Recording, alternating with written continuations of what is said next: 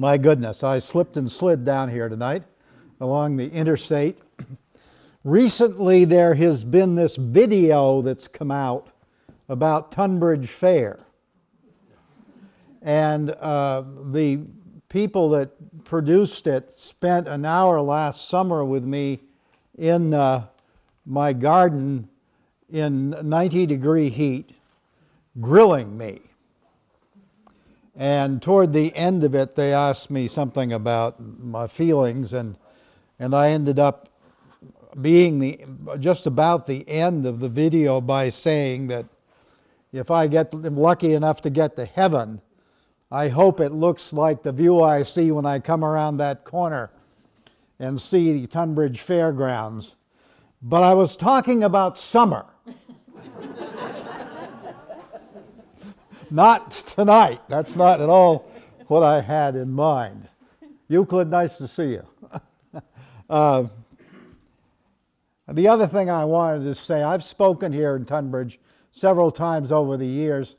I think the first time may have been when my book on Gettysburg came out, 9 months to Gettysburg, and I made a momentous decision that night.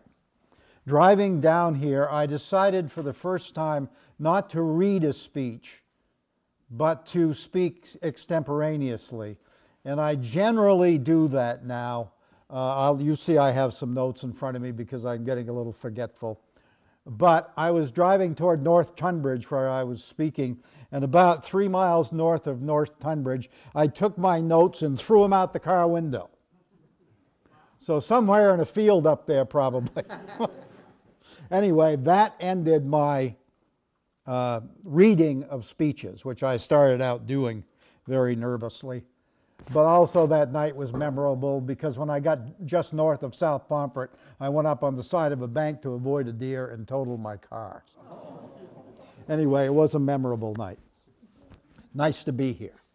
The topic tonight is Cedar Creek, the Battle of Cedar Creek, which is one of the fascinating battles in the Civil War, and I hope that I can do it some justice.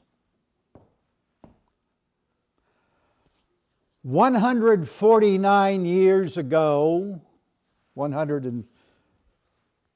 this past summer, the Civil War wasn't going well at all for the Confederacy. Ulysses Grant had come east to take over all the Union armies, and he had linked up with the Army of the Potomac, the Big Eastern Army, under the command of George Gordon Meade. And as May began, Grant had moved south on what history knows as the Overland Campaign, and in 40 days of almost continuous fighting at Wilderness, Spotsylvania, North Anna, Cold Harbor, Grant, bringing about 80,000 American casualties, moved 100 miles across Virginia and laid siege to Petersburg, Virginia, 25 miles south of the Confederate capital at Richmond, and in effect had Richmond under siege too, because without Petersburg, Richmond could not survive as a capital because all the key railroads came through Petersburg. So desperate times required desperate measures, and Robert E. Lee, confined there at Petersburg, angry, frustrated, was looking for a way to ease things on that siege. But in the North, Abraham Lincoln wasn't so confident either. He had told his cabinet that he probably wouldn't be reelected in 1864. In the autumn of 1864, November, he was facing a strong challenge for reelection from his former great commander in terms of fame, that is, George Brinton McClellan. So Lincoln was a worried man, but certainly the success at such a high cost of the Overland Campaign made him feel considerably better. What was Lee to do? Well, Robert E. Lee from Petersburg looked to the west. Now here we have Washington, and we have about 100 miles south we have Richmond, and 25 miles south of that we have Petersburg. And Grant's lines are running something like this, penning Lee's army in around Petersburg and Richmond. What Lee does is he looks to the west. And here to the west, some 60 miles to the west, are the Blue Ridge Mountains. And just west of the Blue Ridge Mountains is the Shenandoah Valley. The far side of the Shenandoah, the Alleghenies. Shenandoah River, the famous Shenandoah River, runs south to north. And at Harper's Ferry, it joins the Potomac River, which flows to Washington and then to the Chesapeake Bay.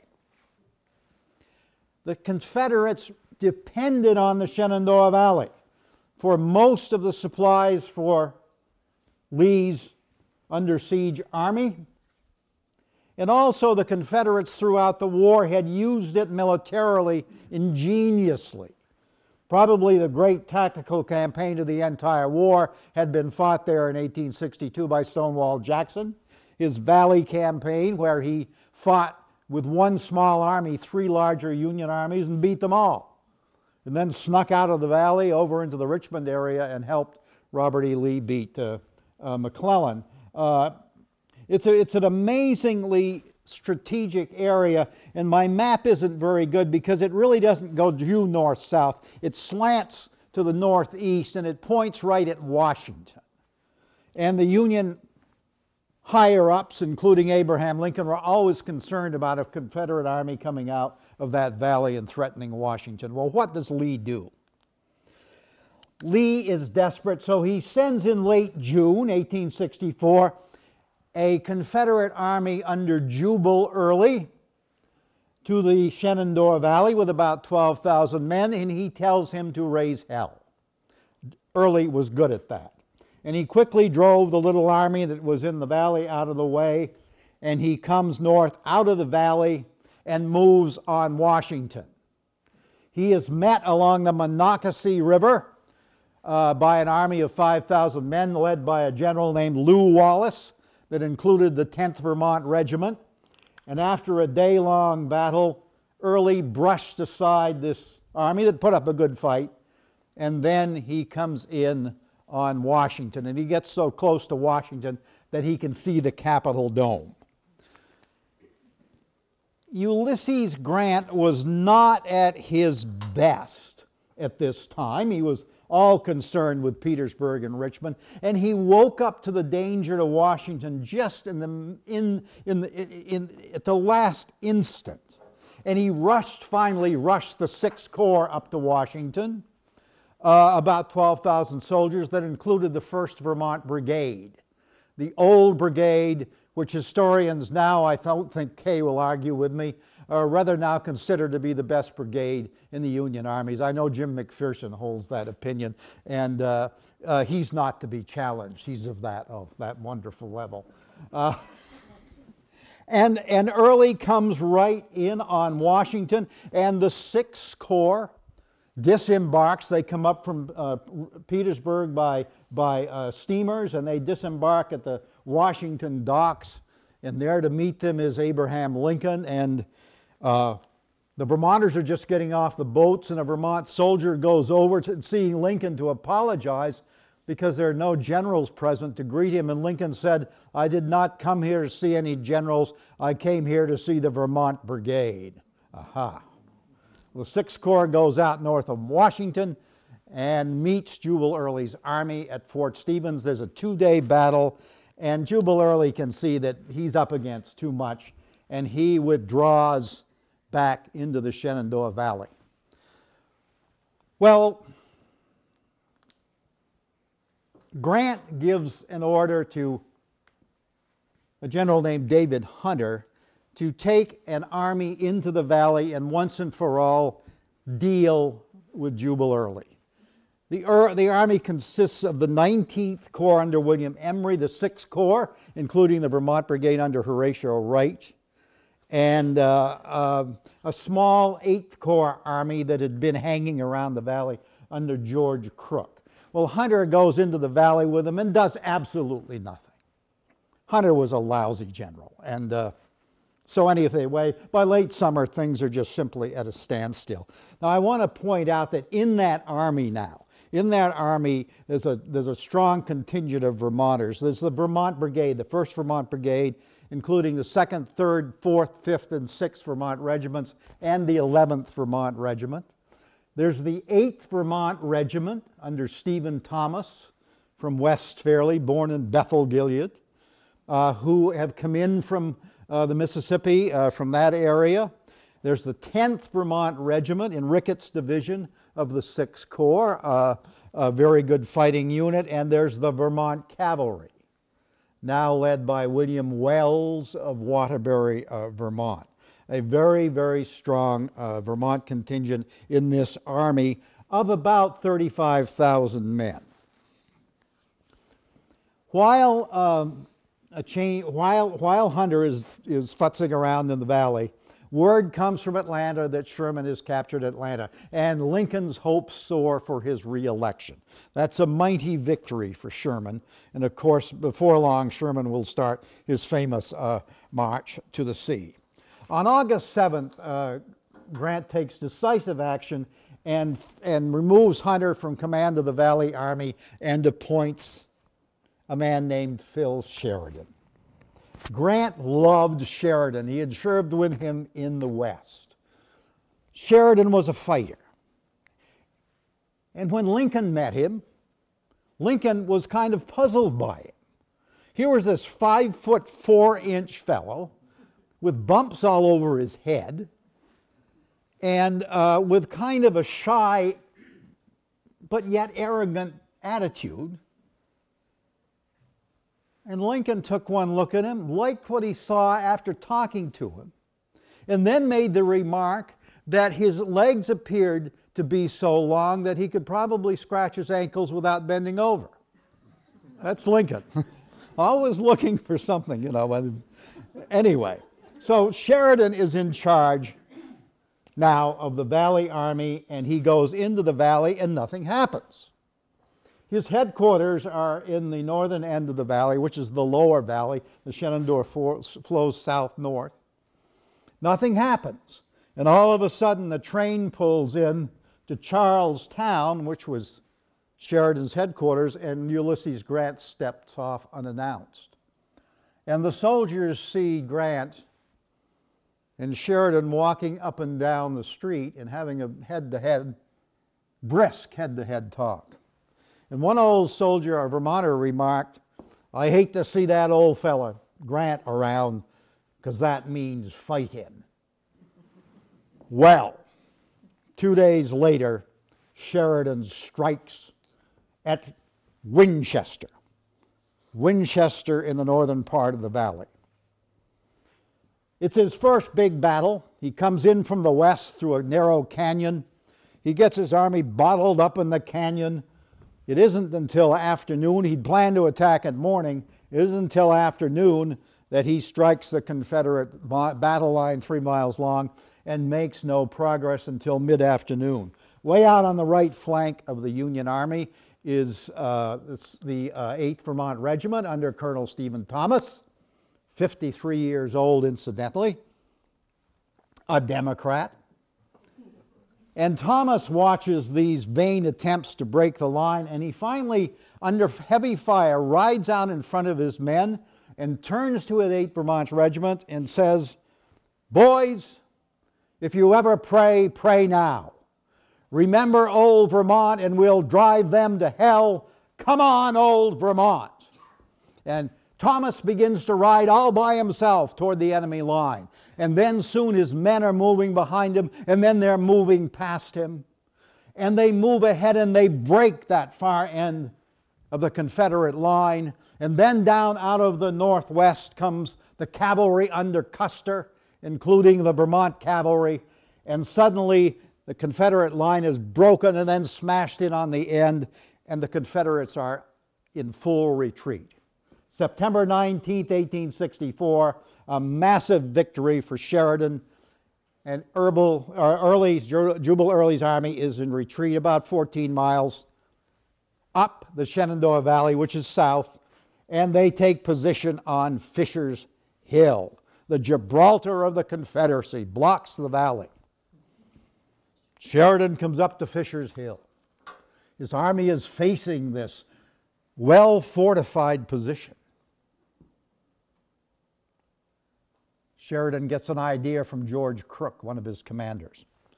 Crook takes 8,000 men and marches down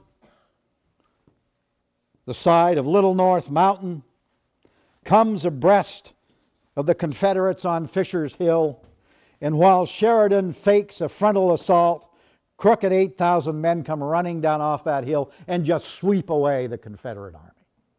With very few casualties. Once again, Jubal Early is in retreat, and this time he runs 50 miles south, way down the valley toward Harrisonburg, Virginia, with Sheridan's army in hot pursuit. When they reach Harrisonburg, Sheridan stops, thinking he's really pretty well taken care of Early. He turns around and his army moves north back up the valley. And as they go, they follow Ulysses Grant's orders to lay waste to the Shenandoah Valley, the breadbasket of the Confederacy. And they burn the valley. They're only supposed to burn farms and mills and crops, but things get out of control. So much so that I have been in the Shenandoah Valley researching in recent years, been on a back road somewhere outside the car of my Vermont license plate, and I've had some very interesting things hollered about me concerning my Yankeeness and the burning, as they still call it, in the valley. But let me say why it's so touchy. Let me get at this. Listen for a moment now to Bruce Catton writing about the Shenandoah Valley in his magnificent book, A Stillness at Appomattox, one of the great books on the Civil War. There may be a lovelier country somewhere, in the island vale of Avalon at a gamble, but when the sunlight lies upon it and the wind puts the white clouds racing their shadows, the Shenandoah Valley is as good as anything America can show. Many generations ago, the Knights of the Golden Horseshoe climbed the Blue Ridge to look down on it in wonder, and ever since then it has been a legend and the fulfillment of a promise. There is music in its very name, and some quality in the region touched the imaginations of men who had never seen it. The sailors on deep-water sailing ships made one of their finest chanties about it and sent topsail yards creaking to the mastheads in ports all over the world to the tune of Shenandoah. Oh, Shenandoah, I love to hear you, away you rolling river. During the war, it was known simply as the Valley, an open corridor slanting off to the southwest from the gap at Harper's Ferry, broad land lying between blue mountains with the bright mirror of a looped river going among golden fields and dark woodlands, pleasant towns linked along a broad undulating turnpike, and rich farms rolling away to the rolling hills. The Shenandoah Valley, though development today is taking its toll, is still a beautiful place and worth visiting. So, Sheridan confidently believes that he's pretty well taken care of Jubal Early and the Shenandoah Valley. So what does he do? He brings his army back toward the northern end of the valley. Here's the North Fork of the Shenandoah River, flowing up to Harper's Ferry. About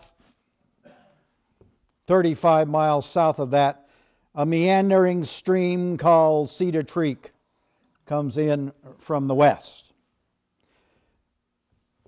Down the length of the valley runs the Valley Pike, a macadamized road, one of the early paved roads, the Valley Pike.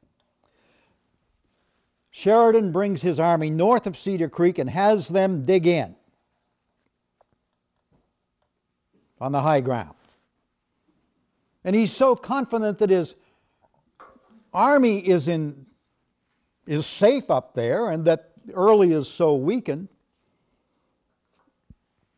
that he goes off to Washington for a series of meetings with the Defense Department, as we call it today, the War Department. But when he leaves his command, he places the commander of the 6th Corps, Horatio Wright, who incidentally went to Norwich University, in charge of his army, and he says, keep a sharp eye to the front. Don't rest easy.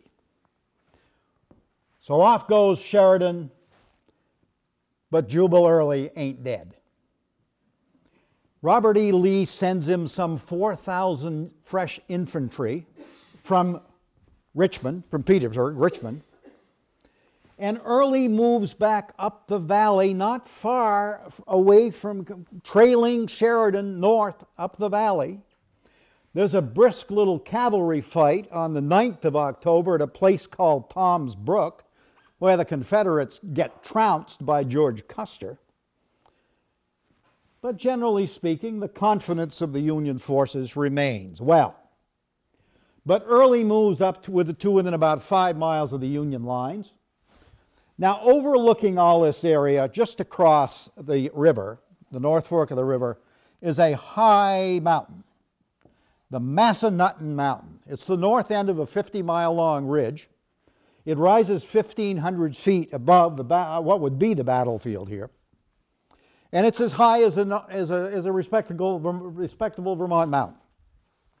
Early looks up at the top of the mountain and he sends 2 pros to go up there to take a look down at the Union lines. One is John B. Gordon, who was a division commander, a good infantry commander, who wrote a history after the war that's full of lies. You have to watch him. But the other man was Jedediah Hotchkiss, who had been Stonewall Jackson's map maker. Of course, Jackson's long in his grave now, but Hotchkiss had a great eye for terrain. And when they got all the way up to the top of the Massanutten, they looked down here and they thought they saw a weakness in the Confederate position. If you can see my rough map here, here we have Cedar Creek meandering along, and here's the Union earthworks. Notice that the earthworks do not extend all the way to the bank of the Shenandoah River. That was a weakness that they thought could be exploited, and they told Jubal Early, and he instantly came up with a plan for a surprise attack to be launched early the morning of the 19th of October, 1864. The plan was to move in the darkness 7,000 Confederate infantry along the base of the Massanutten, believe it or not, have them wade across the Shenandoah River, which is about as wide as the White River down at South Royalton, not as deep, and come across that river, form a line of battle in the fields along the river, and then over with a place to launch an attack. A sudden surprise attack could overrun those Union lines. It worked absolutely perfectly. 7,000 men moving the night of the 18th, 19th. Didn't carry anything with them that rattled. They took off their canteens and all that. And they actually waded that river, overpowered mounted sentries in the stream without causing a racket. It was amazing. So by 3 o'clock in the morning, there's 7,000 Confederates here in the darkness, only hundreds of yards from the left end of the Union line. Amazing. Also, Early sends the rest of his force, somewhere around 10,000 men, to form a line of battle for a direct assault north on the center of the Union line. At first light, the attack comes from the east, and it is overwhelming. It sweeps over the Union entrenchments, takes hundreds of prisoners. It is rolling right along, and suddenly A small brigade commanded by Stephen Thomas, former commander of the 8th Vermont Regiment, is ordered to move across the Valley Pike and take a stand on a small hill. A small brigade, the 8th Vermont and 2 other regiments, probably around 700 men, facing about 7,000 Confederates coming in. Thomas has no time. He gets his men up on top of this hilltop. He gets them arranged and the attack hits, and he's in the middle, and the 2 regiments on either side give way, and it's Thomas against the whole that whole area of the Confederate Army, 7,000 men, and he stands for about 20 minutes. And the 8th Vermont loses 67% of its men in 20 minutes, the 7th highest regimental loss in the entire Civil War. But they gain about 20 minutes. It was a slaughter, and you know that all the stories you hear about bayonet fighting in the Civil War, most of it's malarkey. It usually didn't happen. But here it did. It was a bayonet fight, and it developed around the flags. Who had the flags? Finally, Thomas withdraws. Years later, he would meet General Emory. He ordered him up that ridge at a reunion at Cedar Creek, and Emory would look at him in surprise and say, "My God, Colonel Thomas, I never expected when I gave you those orders to see you alive again." But the Confederate attack sweeps on, coming in from the east, coming up now from the south, overrunning the 19th Corps here, and just making a rout of Cedar Creek, driving the Union armies east and north. Cedar Creek is looking like a mighty Confederate victory, and that's trouble because Lincoln's up for re-election in just 3 weeks. But not everybody is running.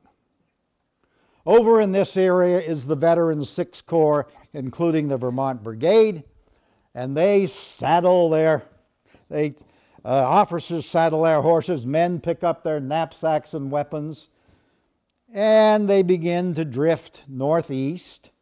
There's a fight down here around the plantation house called Bell Grove Mansion, still there. And the 10th Vermont Regiment makes a valiant charge and recaptures some cannon. The Vermont Brigade stops along a stream called Meadow Run and has a brief fight, but mainly they move north. And when they get about 1.5 miles to the north, they find a curving ridge where they take position. They're part of George Washington Getty's division of the 6th Corps. They take position here with about 3,500 soldiers. The Vermont Brigade, of course, in the center. Over here, a New York Brigade under Daniel Bidwell, and over here a brigade under James Meach Warner, who happens to be a native of Middlebury, Vermont. It's a low ridge. They take position there. Jubal Early comes up with his triumphant army, takes a look at that ridge and says, "We must capture that ridge," and an attack is ordered. The Confederates form a mighty line of battle. Up to this curving ridge they come near to its crest, and they are driven back. They reform for a second attack. On they come. The Union line falters somewhat, but manages to drive back the Confederates. Early decides to make one more all-out attack. He brings up 30 artillery pieces and hammers the ridge for about half an hour. And now he comes on for the big try. Here he comes once again up that curving ridge, and the New Yorkers over here begin to give way when they see their commander, General Bidwell, shot to death in front of them. They begin to back off the ridge. The Vermonters even begin to give way a bit. Right where the lines of the Vermont and New York troops intersect is where Bidwell fell. He was replaced immediately by his second-in-command, Lieutenant Colonel Windsor French, who stepped out in front of the lines where the Vermonters and the New Yorkers could hear him, and gave what I think is the most clever command of the entire Civil War. Now, we all know about the old feelings between Vermonters and New Yorkers. They go back to the days of Ethan Allen. They persist today. Flatlanders, stuff like that, you know. Windsor French steps in front of his men in a bellowing voice, hollers at his men so the Vermonters can hear, "Men, don't run till the Vermonters do." The New York troops come back up the ridge. The Vermont line stabilizes and the Confederates are thrown back down the ridge. Jubal Early's triumph at Cedar Creek, though he doesn't know it yet, has ended. John B. Gordon, the great liar, who is with Early in this area, urges another attack on the hill. But Early says, according to Gordon, and we have to take it with a grain of salt somewhat, we know Early looks at the sky and says, "That is the son of Austerlitz," echoing Napoleon. "This is our triumph. They will go away in time." Gordon says he pleads with Early for one more attack. No. Well, what happens now is the Sixth Corps moves a mile north and links up with the rest of Sheridan's beaten army that is gathering on a low ridge to await orders, or maybe to await its annihilation. Now, what about Phil Sheridan? Well, he'd been up to Washington, and he had almost gotten back to his army the night before, but when he reached Winchester, 12 miles to the north, where there was a very comfortable house where he could spend the night, he decided to spend the night in Winchester. House still stands. It's a mansion. It looks like something you'd see in my hometown of Woodstock. And I did not grow up in the manor. I was not of the manor born, incidentally, in Woodstock. But anyway, the house is still there. So Sheridan has a nice night's sleep in Winchester. He gets up early. He goes down for breakfast, and as he's eating breakfast, in the distance he can hear the distant rumble of artillery. It troubles him, but he thinks, oh, General Wright's probably just testing his guns or something like that. He finishes his breakfast and he goes outside, and now he can hear it more plainly. Now he mounts up on his Morgan horse, Rienzi, a black Morgan, and he tells his staff that we're going south. And he begins riding down the Valley Pike, and he's only about a mile south of Winchester, and he begins to meet stragglers coming back. He gets off Rienzi, and he puts his ear to the ground, and he can hear the slam of artillery. Back on Rienzi, he rides south, and when he meets these stragglers coming north, wagons and soldiers, and they're fleeing from the great defeat, he says, "Men, follow me. Turn around, follow me. We'll have our camps back by night."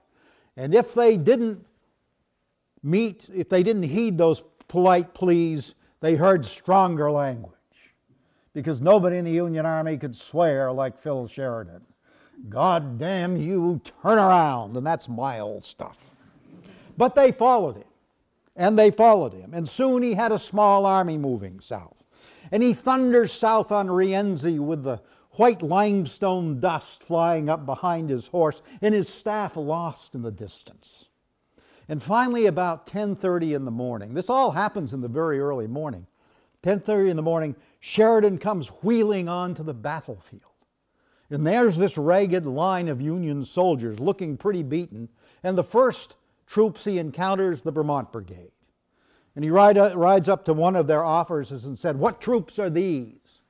And the reply is, "We're the Vermont Brigade." And Sheridan says, "We'll have our camps by nightfall."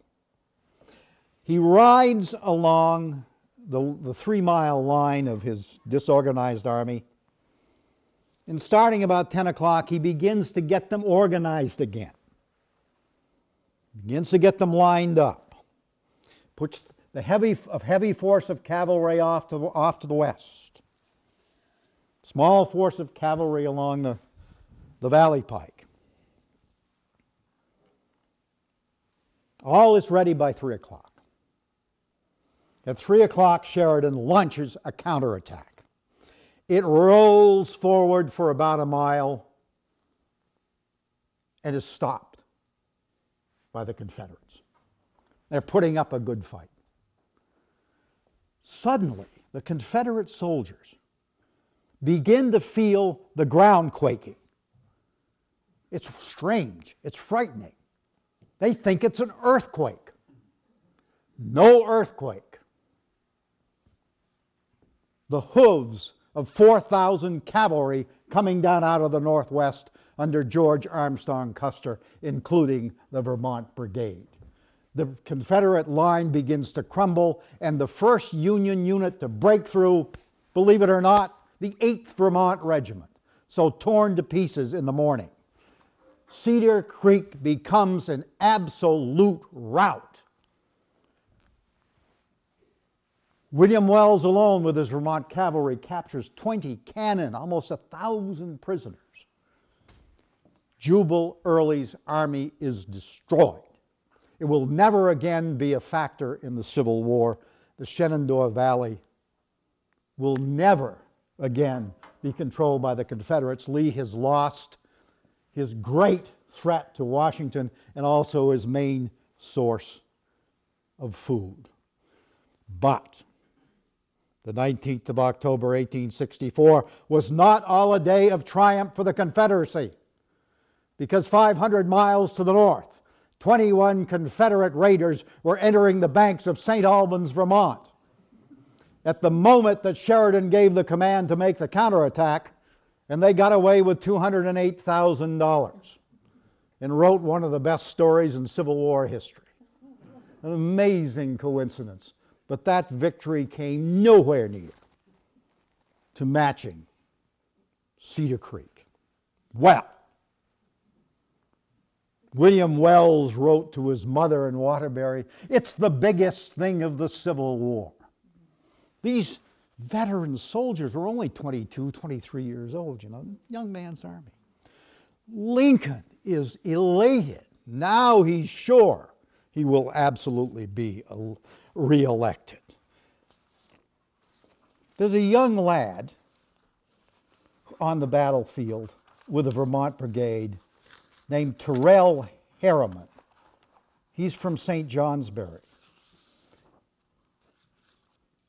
Sheridan's army stays in the Shenandoah Valley 3 more weeks, and they stay there long enough so that federal election officials come out to their camp on the battlefield with ballot boxes so they can vote.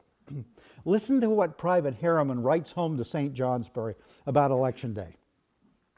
Listen to it. It explains itself. I'll just tell you that I've read thousands of Vermont Civil War letters, and this is as good as any. And this is a little tiny bit of it. On the 4th of November came the general election, the contest being between Lincoln and McClellan. Soldiers of age in the field were entitled to vote.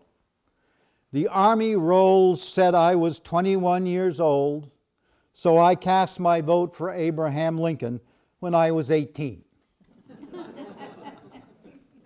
The ballot box was placed on a stump in our camp.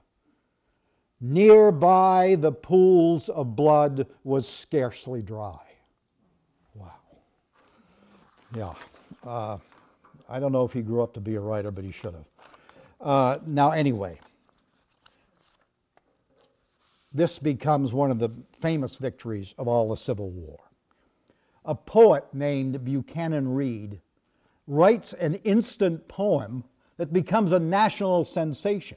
And Lincoln gets wind of it and invites Buchanan Reed to come to the White House to read his poem, which is called Sheridan's Ride. I'm going to read just a little bit of this because you're going to find out quickly that it's more about the horse than it is the man. Up from the south at break of day, bringing to Winchester fresh dismay, the affrighted air with a shudder bore, like a herald in haste, to the chieftain's door, the terrible grumble and rumble and roar, telling the battle was on once more, and Sheridan 20 miles away. He was 12 miles away. And wider still those billows of war thundered along horizon's bar, and louder yet into Winchester rolled the roar of that Red Sea uncontrolled, making the blood of the listener cold as he thought of the stake in that fiery fray and Sheridan 18 miles away. And so on it goes, and under the spurting feet, the road like an arrowy alpine river flowed, and the landscape sped away behind like an ocean flying before the wind, and the steed, like a bark fed with furnace ire, swept on with his wild eyes full of desire. And of course he brings Sheridan to the battlefield for the great triumph. It was as big a hit, a poetry hit, as we've ever had until Robert Frost came along.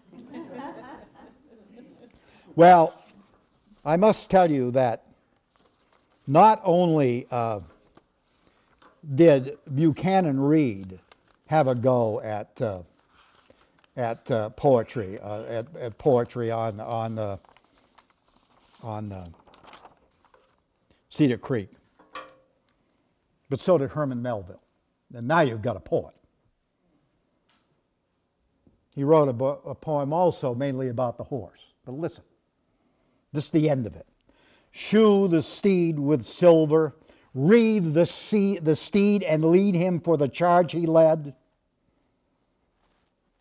But then Melville changes the tone. There is glory for the brave who lead and nobly save, but no knowledge in the grave where the nameless followers sleep. So, Cedar Creek, one of the great, absolute great Union victories. Well, the Civil War ends, and it is long remembered. When it comes time for Vermont to create a great painting for the State House to honor the Civil War, there's a tremendous debate about what the subject should be. The initial push was to have the Vermont Brigade advancing onto the battlefield at Antietam, but they didn't really fight at Antietam. It was a spectacular scene with them coming, 4,000 men in perfect line of battle. That's what the veterans wanted, but So there was a fight back and forth, and finally the decision was made to depict Cedar Creek. Why? Because more Vermont units were engaged in that battle than any other, and more men would be represented.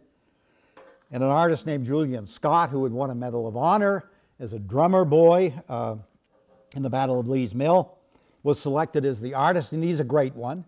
And he spent 6 years on that canvas at the State House today, painted in the portraits of many of the men who had fought there. It's a great painting. And it's darkening, its pigments are fading, but the darker it gets, the more it looks like the way a battle would have looked. It's a tremendous painting. And while it was being painted, it was initially in Julian Scott's New York studio. Who should come by to take a look at it but Phil Sheridan? And Sheridan gave it its approval, saying that it showed the Vermonters as they looked going in. When he had met with Grant way back before the campaign, and they'd had that walk up and down the sidewalk there, and the old boy said, "There's going to be fighting, What did he tell Grant? He said, "I want you going in." No coincidence in those words. Well, anyway.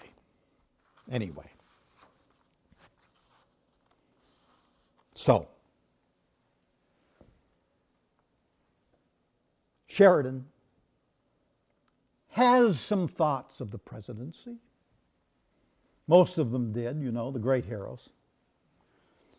So he went on a tour, and he came into New England, and 2 years after Cedar Creek, he comes to Montpelier. He comes up the valley from White River Junction by train, and he stops at South Royalton. There are a couple thousand people at South Royalton at the station over there. He comes on north to Bethel, another big crowd at Bethel. He comes on north to Northfield, and the Norwich University has just moved up there. And so all the cadets are out firing their muskets, and Sheridan has to come out of his car and greet them. And then he reaches Montpelier. 10,000 people are waiting in Montpelier to see him. And there's a parade along the streets. And Sheridan on a high platform, on a high wagon, so they can all see the little fellow, is up there. He's up there, and he is just applauded and applauded. And then he goes to the State House, and 10,000 people are gathered on the lawn. And he goes in to the State House, and he looks at the battle flags in the lobby of the House of Representatives. And he says this, "I recollect reading when a boy of the Green Mountain Boys in the War of the Revolution, and I thought when I became a soldier that if I should ever have the honor of commanding Vermont troops, I should be greatly privileged, and that they would make the best campaign in the experience of any leader. In the late war, I did have the honor of commanding the Green Mountain Boys of 1861, and I believe they are the equal to the Green Mountain Boys of 1776. I would not be here today but for the Green Mountain Boys who were among the troops that gave me my position in the Army. Sheridan knew who had saved his bacon, because I think the Cedar Creek is a defeat without the Vermonters."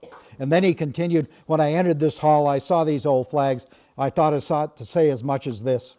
I never commanded troops in whom I had more confidence than I had in the Vermont troops, and I do not know, but I can say that I never commanded troops in whom I had as much confidence as those of this gallant state." Well, that night, the politicians turned out en masse. And there was a great banquet in a hall in Montpelier. And the politicians were out, and all the old generals were out. And they had dinner, and then the toasting began. And it went on and on into the night. And as the wine flowed and what else, the toasts got longer and more eloquent. Finally, Sheridan said to his host, the Speaker of the House, whose name was Stewart, he said his train was leaving. His special train was about to leave. It was about 11 o'clock. And so Stewart, who was feeling no pain, announces that he'll give the final toast of the evening. And he rises far above little Sheridan. And he decides he's going to get a little dig into Sheridan before a nice little joke to end the evening. So he raises his glass and he says, "I salute tonight the one-horse reinforcement from Winchester." Sheridan lets the applause and laughter die and rises all 5 feet 4 inches of him and raises as high as he can his glass and says, "Better late than early." That's it.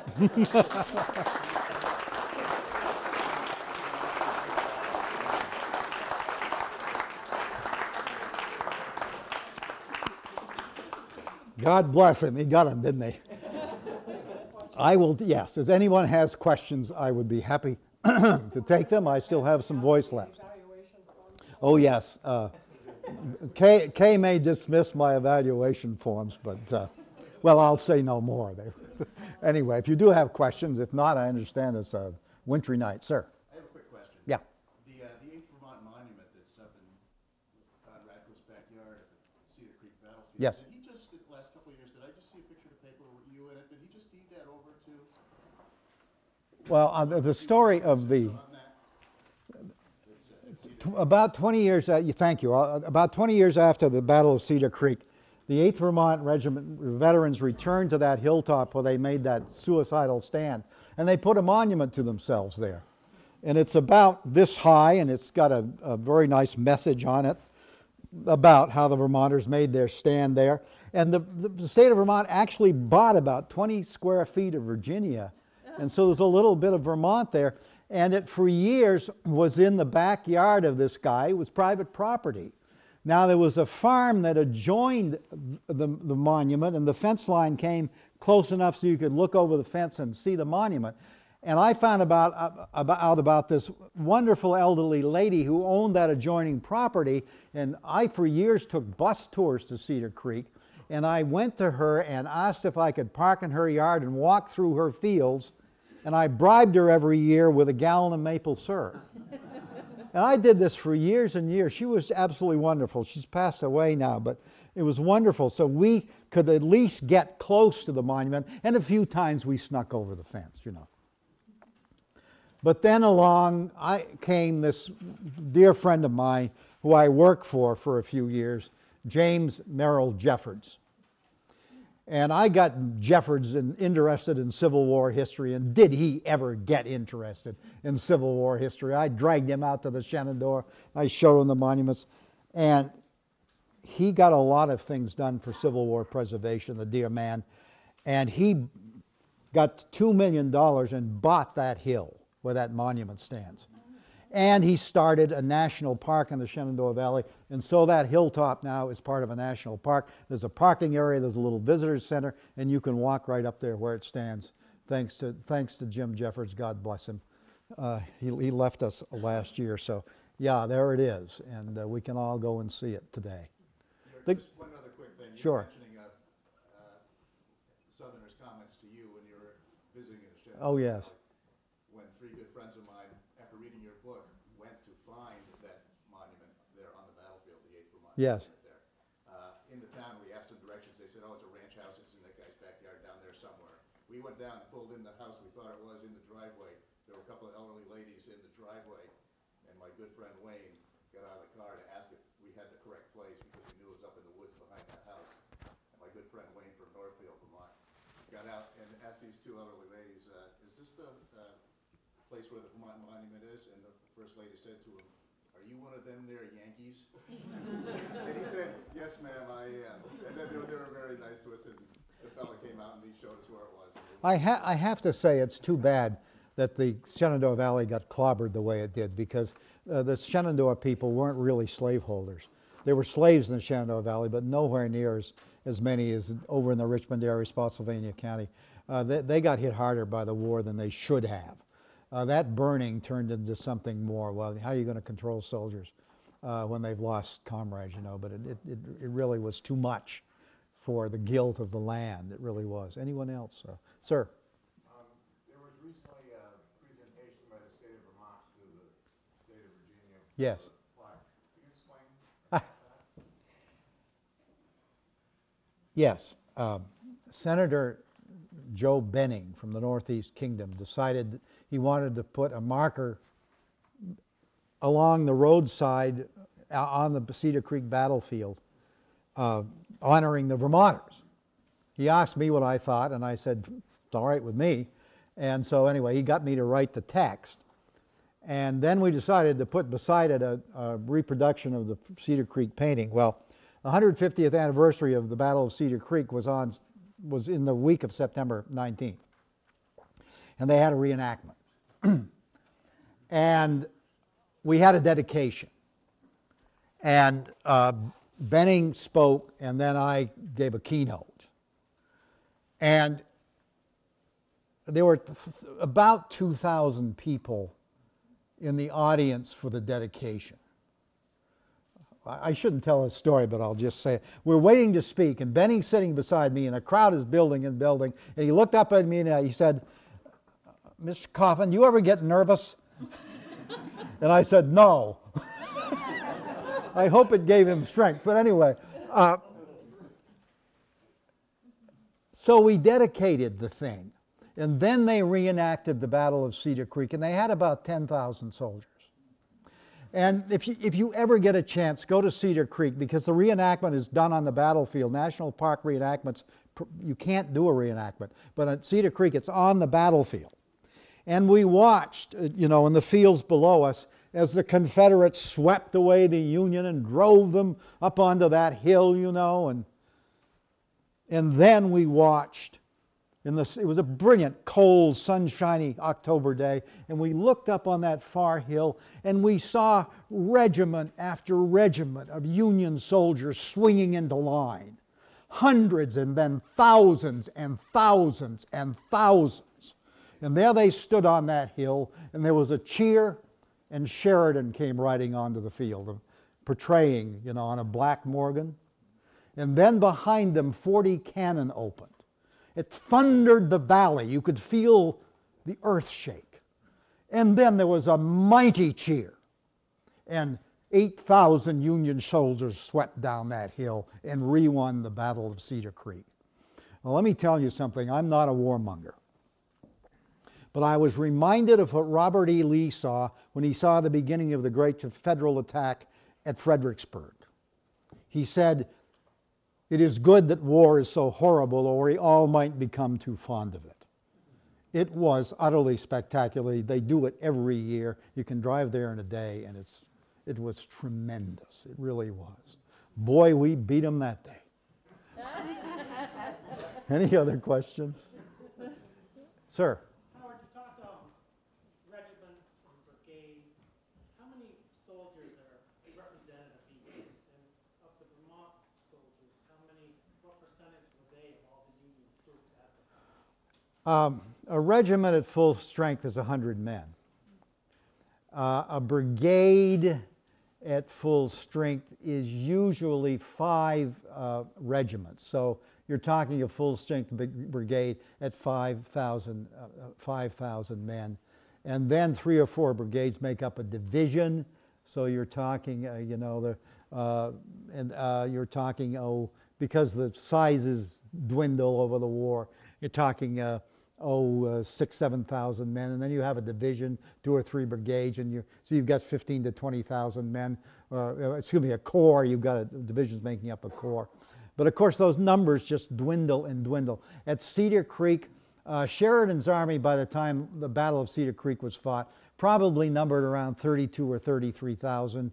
The Vermont Brigade, when it made its stand on that curving hill, would probably have numbered by then, because they had losses at Winchester, probably around 2,200 perhaps. And then the 10th Regiment, the 10th Vermont, you've got the cavalry, probably 4,000 to 4,500 Vermont soldiers in an army of 32,000. But they're you got to add in the 8th Vermont too. So you've got a sizable Vermont contribution, but an outsized contribution based on the numbers of men there, because of the stand the Vermonters made, the suicidal stand, the 8th Vermont, and then the 10th Vermont makes its recapture of Canada, and then the Vermont cavalry really leading that charge of Custer.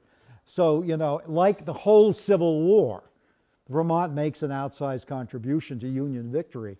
And I just don't think there's another Union state that can claim it had such an impact on Union victory on a per capita basis as Vermont did. And I say that perhaps with some bias, but there's a good deal of research behind me. I've now spoken the last 2 anniversaries at Gettysburg and made the statement to some very knowledgeable audiences that the 2nd Vermont Brigade won the Battle of Gettysburg by beating Pickett's charge, and I haven't been challenged once, and I don't believe that. It's amazing, but I think they're beginning to believe us, or they're getting sick of it. I don't know. Anyone else? I'll take one more if you got it. If not, let's enjoy some refreshments. I have some of my books, a few of them on the table. There's a few more in the car if anybody's interested. Thank you for coming out on a wintry night. It was wonderful. Thank you.